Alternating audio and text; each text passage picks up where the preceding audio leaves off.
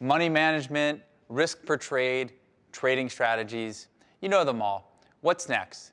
Knowing when and how to enter the market. Now, at the end of this section, you'll be able to select entry points based on technical analysis and identify support levels using Fibonacci retracements. There are many methods of analyzing the crypto markets.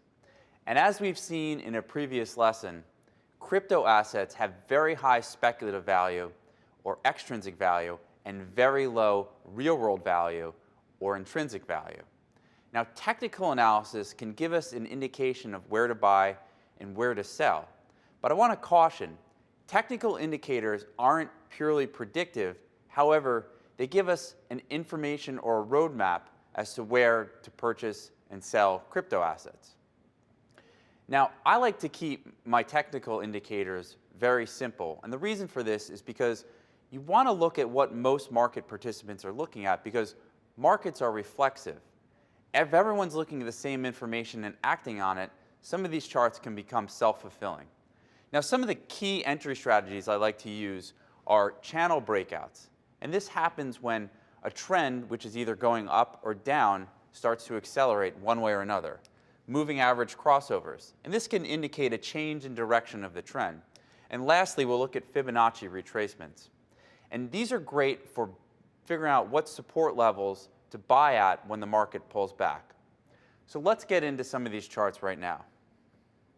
So let's first start by looking at a long-term primary trend.